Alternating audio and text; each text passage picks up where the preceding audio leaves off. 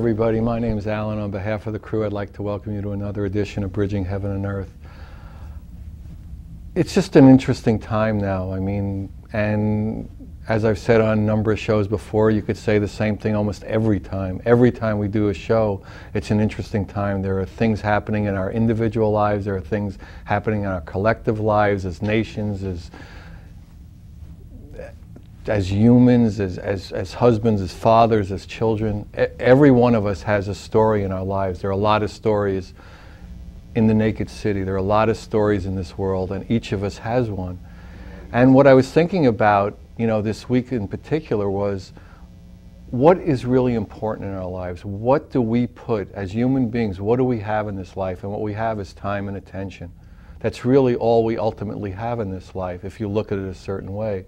And what do we put our time and attention on? And do we put it on the things that really empower us, that really inspire us, that bring us that joy, that infinite love, that glory of being a human being? And for so many of us, to one degree or another, probably all of us, our time and attention is spent on things that don't really bring us that creativity, that joy, that love, that compassion, that experience of the oneness. And it really, it takes the breath out of our life. It takes that power and glory of being a human being out of our lives. I mean, I was just this week, we do the show in 21st century America. We do it in California, USA. And I guess throughout the world, because it is a small place with the internet and with TV and satellite TV everywhere. And how many people care about Joe Millionaire? How many people care about The Bachelorette and spend hours and hours ruminating over it? And all those types of literally idiotic pursuits. And they're fine. They're fine in some level of our time and attention. But don't we have to commit to an understanding and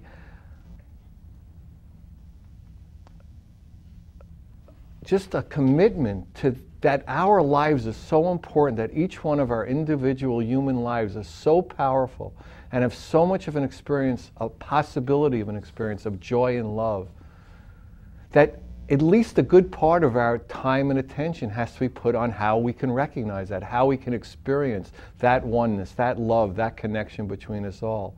And if we're not doing that, no one else pays the price. We pay the price individually. And every show has those people who, to one extent or another, have committed their lives to that experience of love through music, through books, through workshops, through seminars. And tonight on Bridging Heaven and Earth, it's no exception. We have Donna Thomson with us. She's a spiritual teacher. She's the author of a new book, The Great Goddess Calls Her Daughters. She runs workshops and seminars with our other guest, Annette Cantor, who's just a magical musician. And she's been on the show before. She did a magnificent performance with Shanti, Shivani. And we just got many, many calls to get her back. And she lives in New Mexico, and both Donna and Annette flew in just to do the show, and we're just completely honored to have both of them here and to share their commitment in their lives as mothers, as wives, as husbands, as everything they do. I guess they're not husbands. That would be more me, although I've never done that either. But their commitment to sharing that experience, to having that experience and sharing it. So we're just so honored to have them with us. And for you, it's an opportunity to once again remember where we want to put our time and attention, where we want our love to go, how we want to experience more love. So as we normally do at this time, join me in a short meditation, and then we're going to come on with Annette doing her first set, and then Donna's going to be with us. It should be an extraordinary experience. So if you don't know how to meditate, just relax, settle in, and as I always say, the next 55 minutes can be an experience of enlivenment, of growth, of reconnection. So please join me.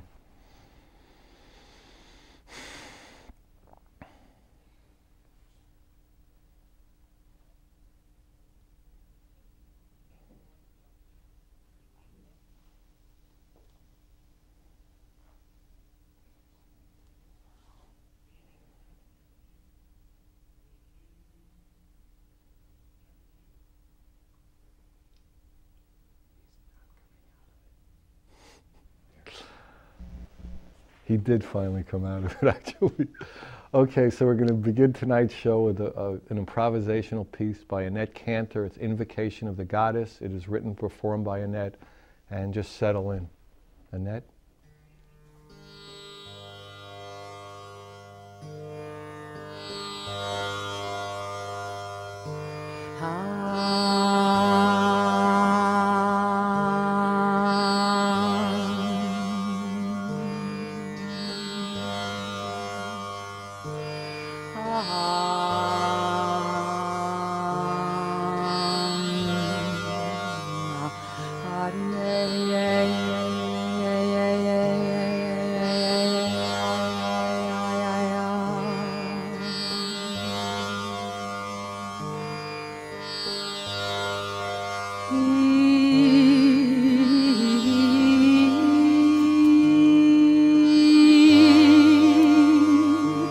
Hey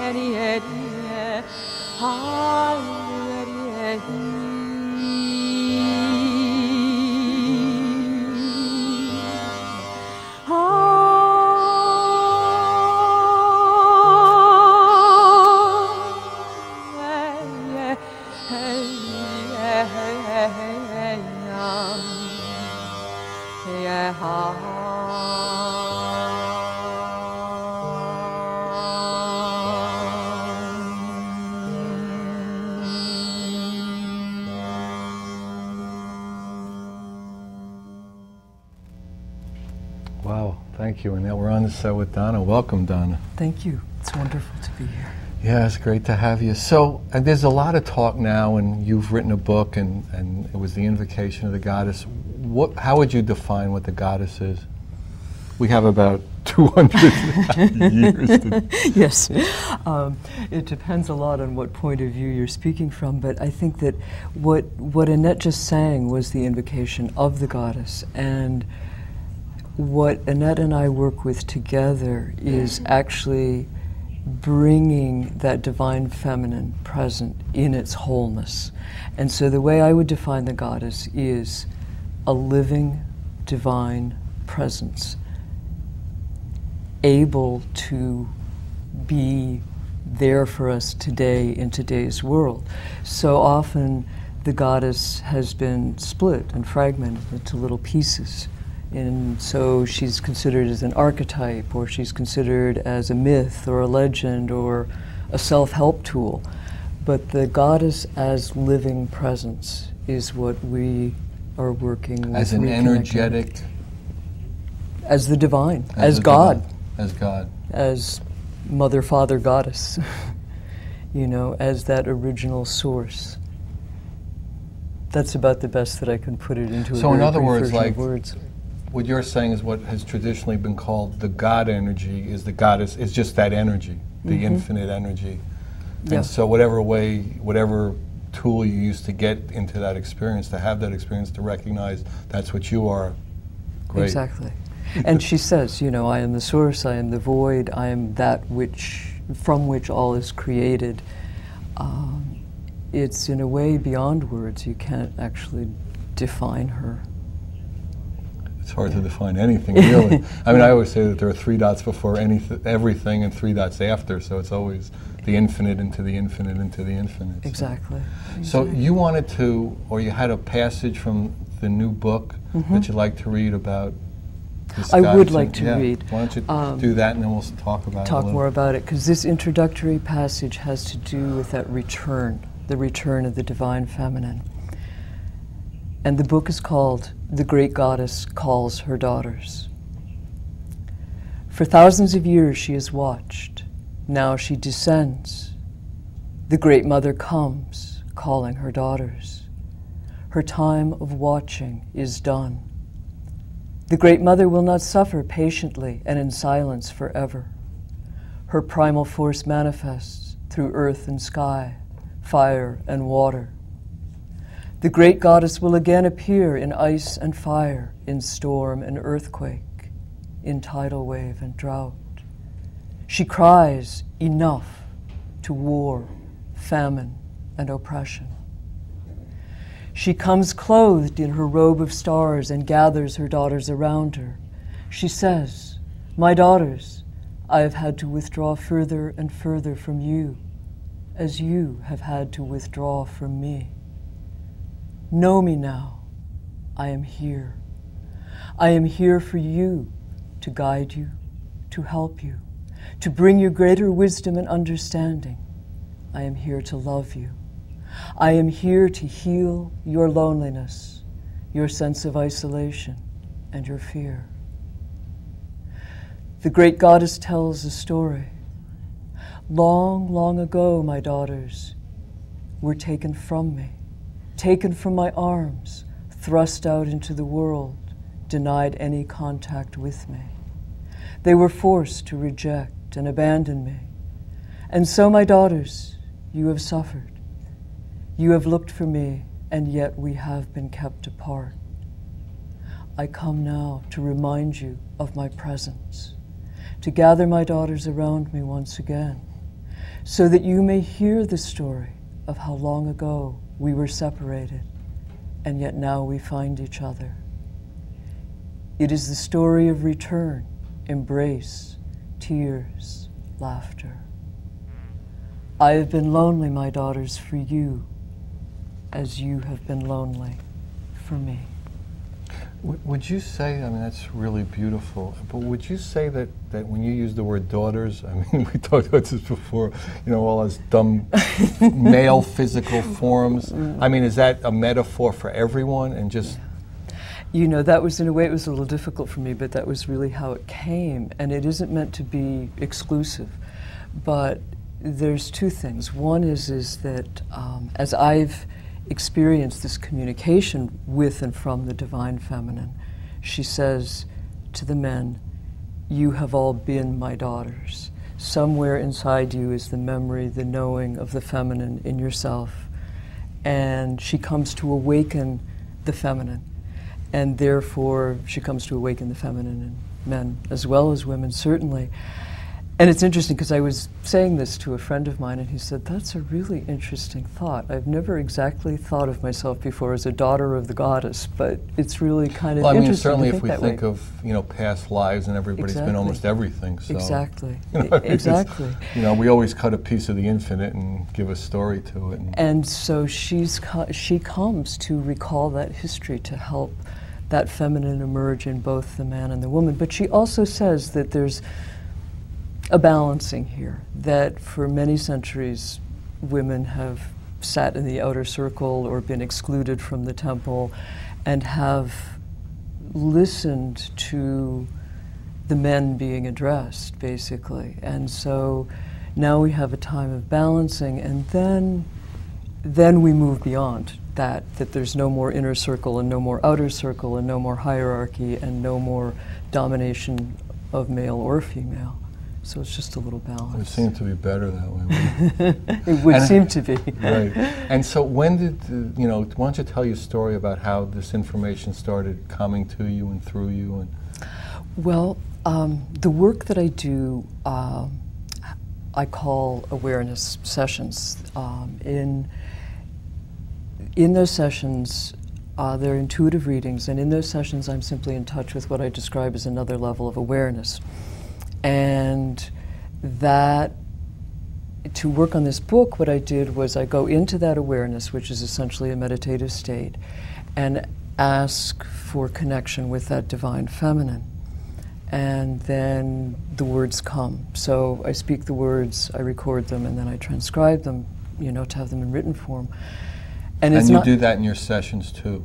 The connecting with the awareness. Right. Yeah, that basically is exactly what I do. That awareness is able to look more deeply, to see from a wider point of view. I don't say that I'm channeling the goddess. It's more like I feel that it's interpreting. And obviously, if you read any kind of literature throughout the ages, whenever there's a connection with spirit or the divine, it's very clear that it's coming in a particular time, in a particular culture, a particular place. And so for me, this is my interpretation of the goddess speaking in today's world and today's culture. The Joe Millionaire world we live in. Exactly. And yeah, you know, there has to be a lot yeah. lot going on. And what you said was really so true. What we focus our attention on is so important. And these days, people feel so stressed and so demanded on that I don't have time to meditate. There's a lot of busyness. Yeah, exactly. I don't, and that's another. I also teach meditation, and the thing that I say to people over and over again is, meditative time is different from ordinary time. That even if you only have 2 minutes to go into that place of connection with... If we really connected one breath a day, exactly, the whole world would change. Exactly. To really connect. Exactly. And that's one of the reasons then why it's so important, because we are so demanded on, because there are all these other things that draw our attention and images that come into us, to take just that few moments. What did he say? If you're too busy to meditate, you're too busy? Isn't that what Maharishi said very clearly? Yeah, yeah. And you find that people are more and more open to that. Their lives are so crazy that the awareness that that connection really needs to be made is getting stronger and stronger. I do find that. I mean, everywhere that I go, people are so hungry for connection with the divine, you know. I mean, it's so, I mean, all this stuff, I mean, beyond Joe Millionaire in the back, I mean, you know, countries and religions, I mean, it just, it doesn't do it. You know, and it has to be done. I mean, it's really, you know, that's the... Because that's also what I find, is that there are so many people who have turned away from institutionalized, organized religion, and yet they're hungry for their own connection with the goddess, God, Great Spirit, whatever. You know, I'm not attached to the use of the word goddess. Everybody has their own path, but it's just for me right now, that energy of the divine feminine has been so powerful, and my own spiritual path took me from many years in Buddhism and the practice of Zen to suddenly everywhere I went I was encountering some form of the Divine Mother or other. And it was really clear that in some way she was calling. She was calling. And yeah, what did, I guess Don once said, pick any path with heart and follow it to the end. I mean, it really doesn't matter. Exactly. You know, we just want to get to the, you know, to home.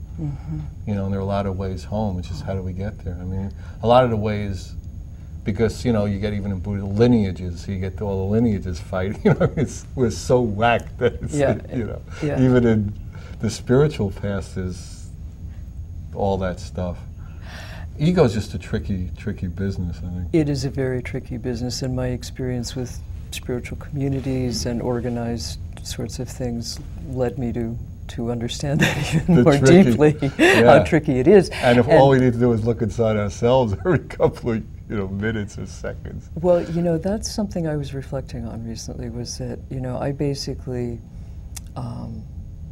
entered that path of Zen Buddhism when I was about 21 years old, and I was intensively involved in it for about 15 years. And now, many, many years later, I realized that a lot of the things that I was practicing then and really devoted to, I suddenly realized they're real. You know, all those nice things that they say in the spiritual texts, like about surrendering your ego and giving up and jumping off the cliff, it's like a moment-to-moment thing. And when you really start doing it, it's very, very, very challenging. It's very It's challenging, and then you, in a way, you've left all the lineages behind. Yeah, yeah. You know, because then, you know, love and motion doesn't have a religion.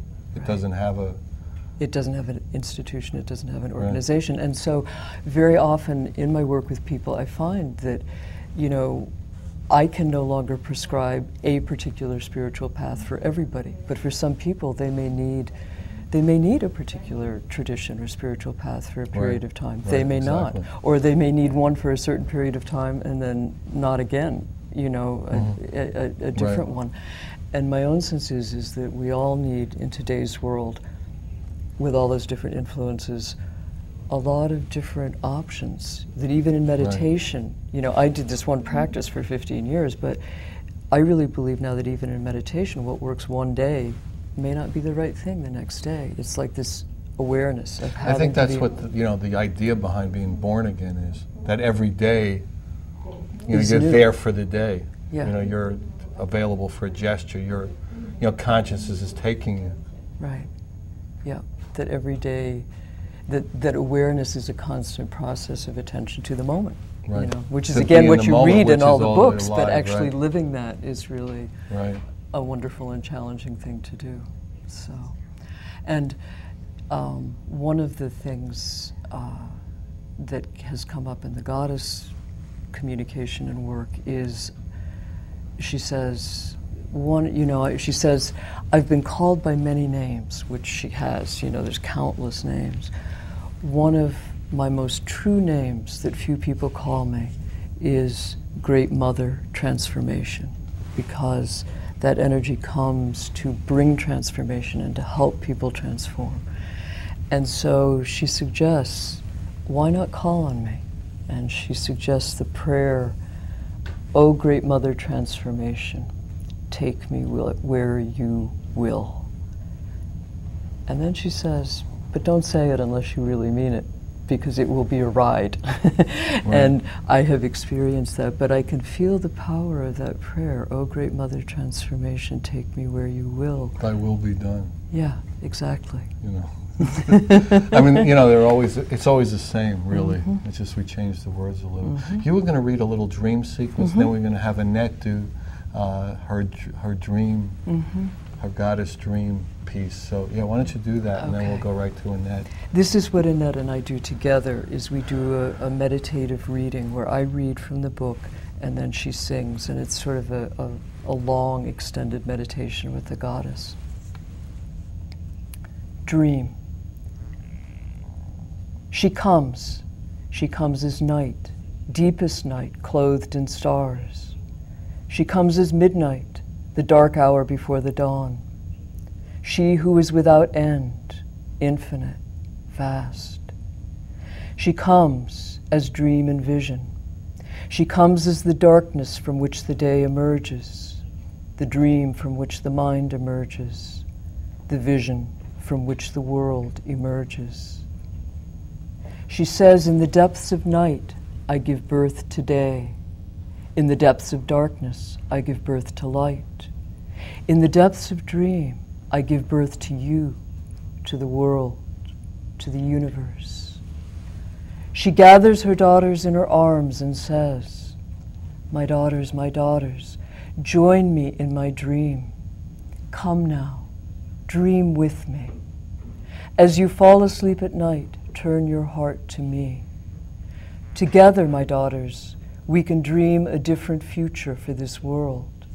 Together we can dream a world of love, of peace, of conflict that is not carried into hatred and aggression, but resolved through dialogue, communication, and understanding. We can dream a world where male and female are equal partners, where spirit and human are equal partners, where the divine intelligence and the human intelligence are inseparably united in a great cosmic flow of being. Dream with me, my daughters. Envision, imagine. You are the gateway. You are the doorway through which my dream enters this world. It is the dream of all eternity, all time, and all that is beyond time. As you dream, you join your sisters who also dream. Together we dream, and because day is night in another part of the world, someone is always dreaming. Somewhere always, there is a woman dreaming, dreaming, dreaming.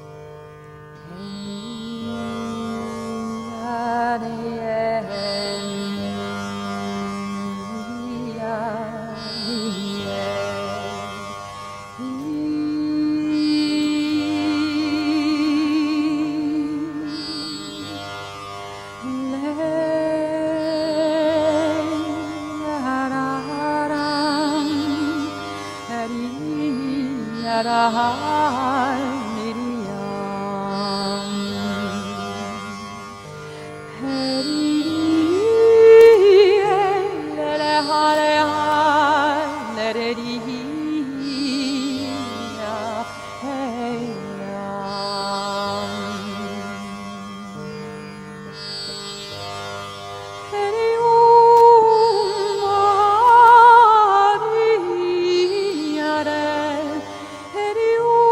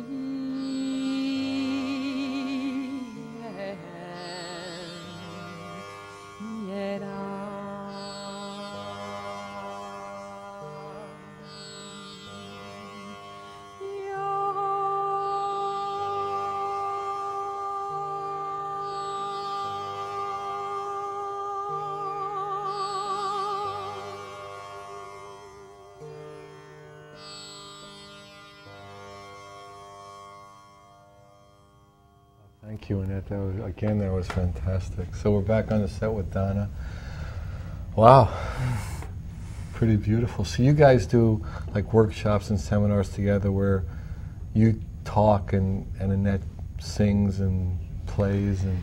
We don't actually do whole like day-long workshops. We do an evening, and it's as I said, sort of an extended guided meditation with the goddess where, yeah, I read from the book, she sings, I read, she sings, and that... It's a long night. We could go on all night, but we have the feeling, you know, better it's to put a little limit on it maybe, you know, and it's, again, that invoking the goddess. Annette does it through song, and I do it through the spoken word, you know, so it's like a celebration of the goddess in song and spoken word.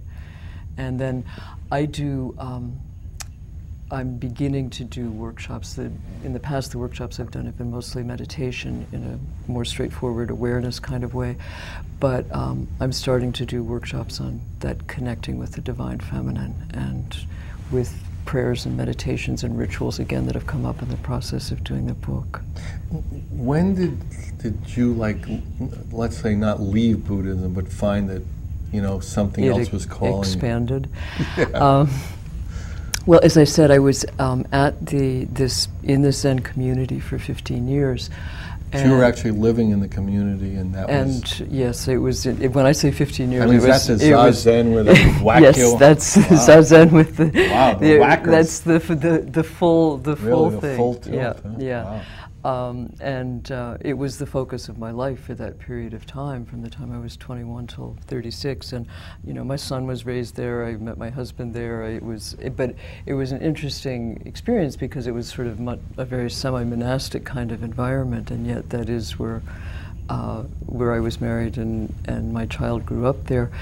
I left that community in 1985, and at that point I had to get a job.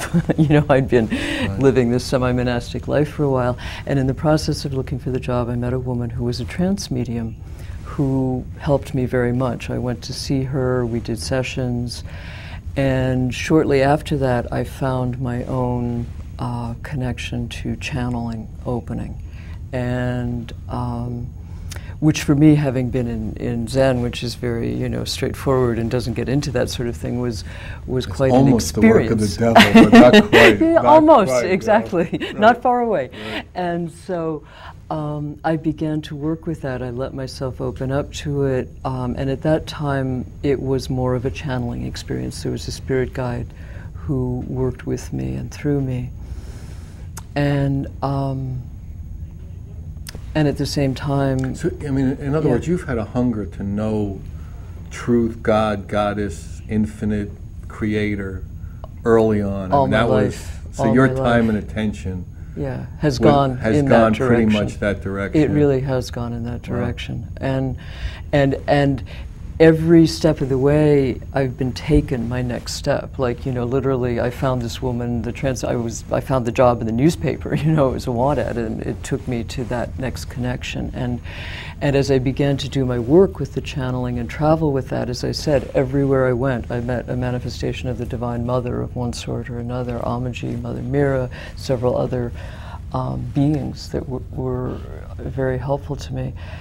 And about 90% of the people in the spiritual community channel Mother Mary anyhow. So it's hard to miss her. Right. She's around a lot. Well, actually, what I said was Mother Mira. No, I know, but there is Mother Mary. There is Mother Mary too, exactly. No, she's everywhere. She's there in that flower. She's there in the Buddha, you know.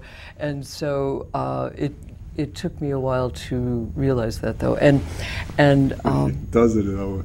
Yeah. It seems to take a while, the human form for that. And so I can't say that I ever really left Buddhism, but I would no longer say I was a Buddhist. I know what you mean. Yeah. It just expands. It's like the flower. It just opens and opens and opens. And I feel really blessed to have had the guidance that I've had, so that every time it's time for a new door to open, I mean, I think the only problem is that, you know, sometimes it's meant to leave, and just the habitualness of it, like anything else, and then your identity is that I'm a Buddhist, rather than, yes, you know, rather than I'm the infinite, and everything falls under that. I would say that when I left the spiritual community I'd been a part of for 15 years, it was one of the most profound experiences of my life, because I had to look within, and I had to find my teacher within, and I had to find out really who I was. Because you're not a Buddhist. Right. Not in the true sense. Yeah, exactly. Right. That's one description that I gave myself for a period of time. And I realized how dependent I had become, how much of my identity, in a way. Amazing, well, I went when I was so young to that place, and I was in a search for identity, and I found an identity, you know. And then in Buddhism, there's a whole theme of leaving home. The Buddha, as part of his life story, left home, and what I realized is maybe the spiritual journey is a constant process of leaving home. It's a constant process of shedding the layer that we take on. We take on a certain identity to go to our next step, and then in order to go to the next step, we take that off. Yeah, most people think it's to have more experience, you add more on, but actually it's unwinding it. It's unwinding. Again, there's the story of the goddess Donna and the 7 veils, that, you know, as she goes into the underworld, she has to take off layer after layer after layer. And there's times when it's uncomfortable. Is it underworld or underwear? No, it's underworld. Oh. She she gets down to her underwear, but she's in the underworld. I never could figure out what. I always got those things. You know.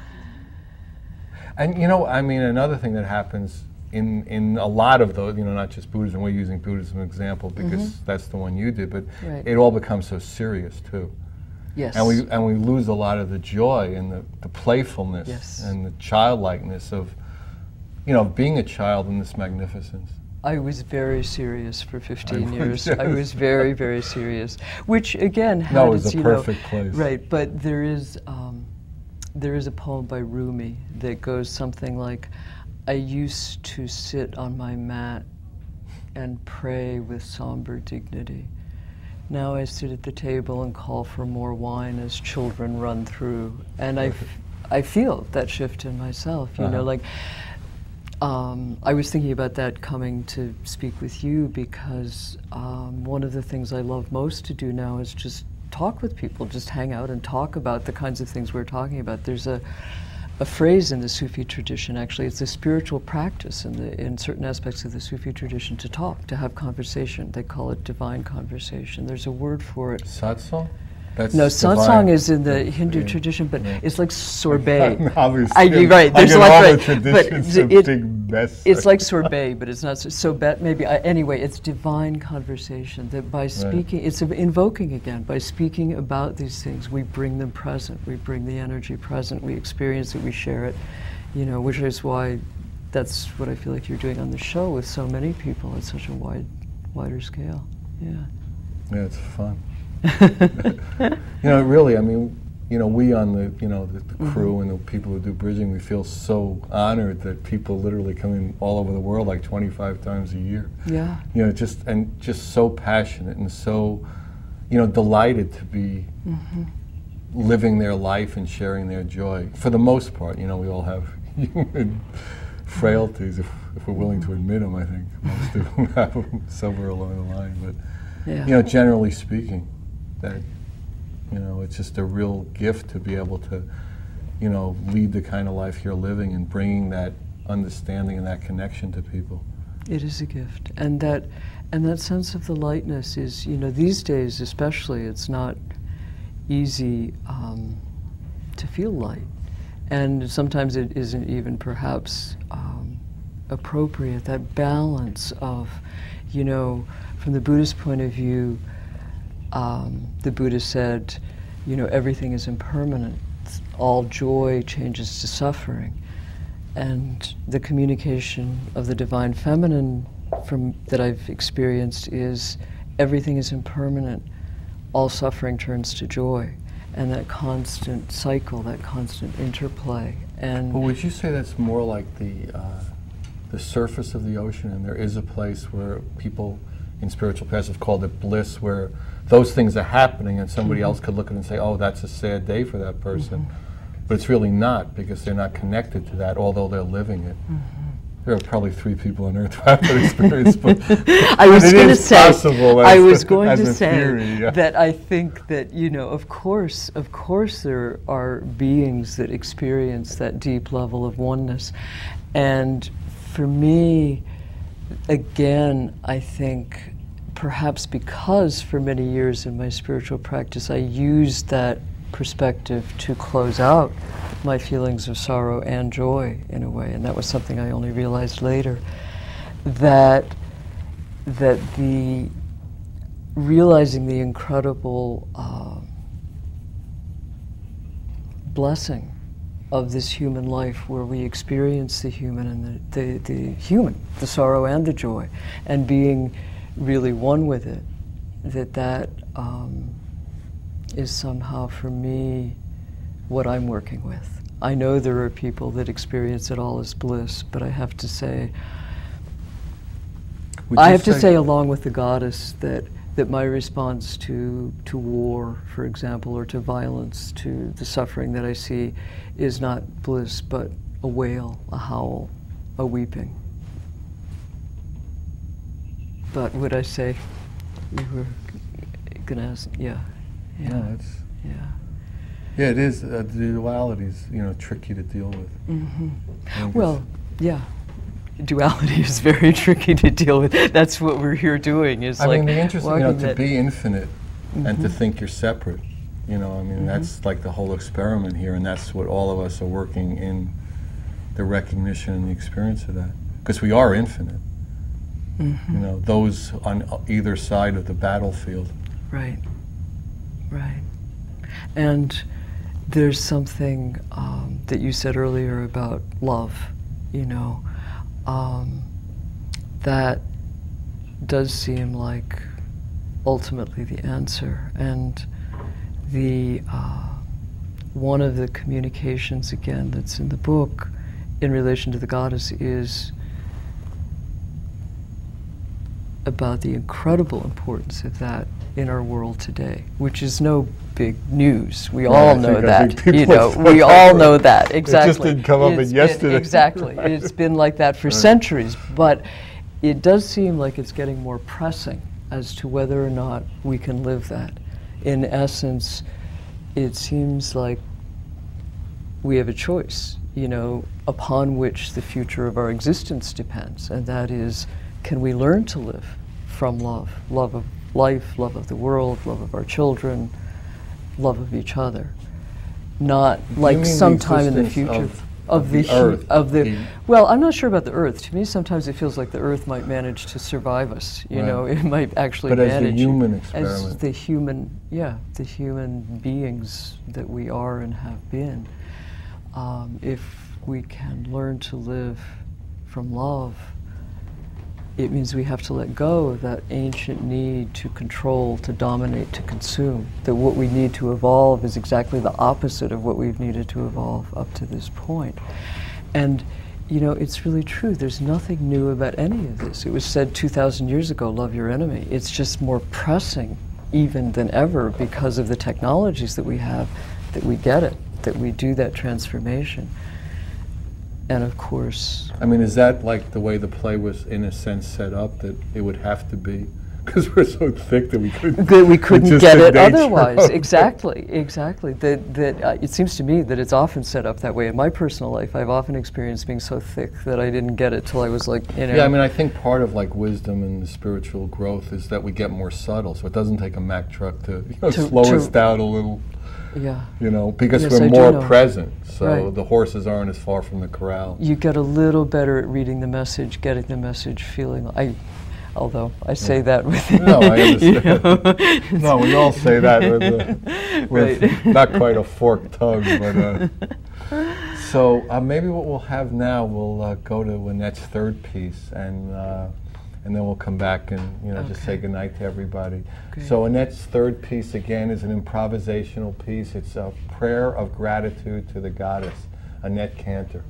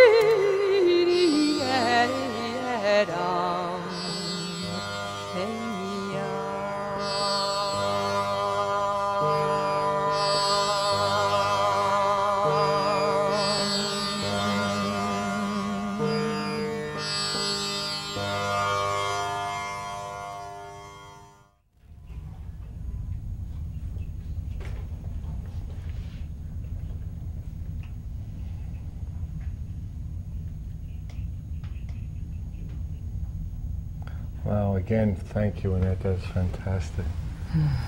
So, in the next, I guess we maybe have like 3, 4, 5 minutes. What, if the goddess has a message for her children, what would it be through you?